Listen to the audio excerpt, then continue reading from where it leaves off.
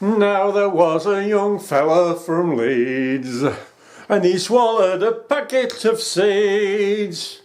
In no time his arse was all covered in grass, and he couldn't sit down for the weeds. There was a young lass from Dunoon, who played on a harp with a spoon. She was asked to play Brahms at the Kiltmakers' Arms, but she couldn't get the damn thing in tune. There was a young plumber from Lee, who was plumbing a lass by the sea. Says the lass, "Stop your plumbing, there's somebody coming." Says the plumber, still plumbing, "It's me!"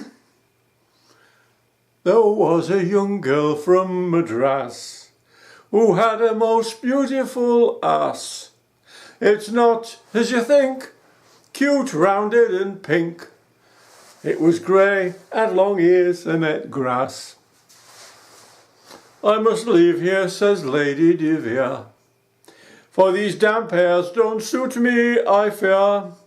Said her friend, "Goodness me, if they do not agree with your system, why eat pears, my dear?" There was a young lady from Eton, and her figure had plenty of meat on. She said, "Marry me, dear, for you'll find that my rear is a nice place to put your cold feet on." On the chest of a barmaid in Sale was written the price of her tail, and on her behind, for the sake of the blind, was the same information in Braille. There was a young lady from Harrow, whose views were exceedingly narrow. At the end of her paths she had built 2 bird baths for the different sexes of sparrow. Then there was a young girl from La Plata, who was widely renowned as a farter.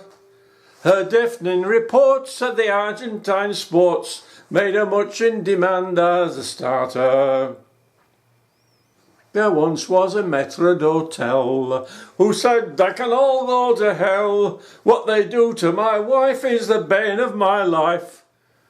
And the worst of it, they do it so well. Every time Lady Lowbody swoons, her boobies pop out like balloons. But the butler stands by with hauteur in his eye, and he lifts them back in with warm spoons."